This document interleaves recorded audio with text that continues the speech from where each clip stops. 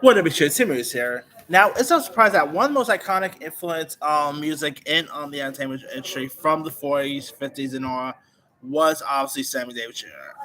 I mean, of course, he was, part of the frat pack that included the likes of, Frank Sinatra, Dean Martin and on.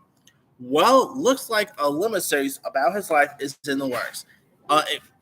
According to Deadline, it's been reported that Elijah Kelly, who you might know, who you might remember from The Wiz Live, as well as the Hairspray film, uh, will be playing the role of Sammy Davis Jr. in the new series, which will be from Lee Downs. Of course, it's directed behind the Butler, and of course, he has a relationship with Hulu thanks to United States versus Billie Holiday, which I actually thought was pretty decent, by the way. Now,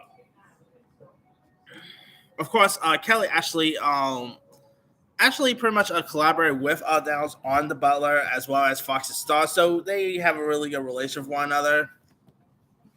Now, the film is set to be based on the book called In Black and White, The Life of Sammy Davis Jr. Here's what the logline is.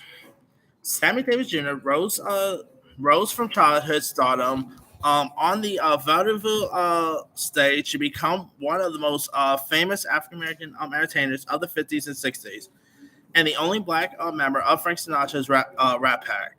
At the same time, he spent most of his career surrounded by controversy and ridicule over his affairs with white film stars, his 1960 marriage to Swedish actress Mae Britt, his conversation to Judas, his clonus to the Kennedys and Larry Nixon, and his problems with drug and alcohol.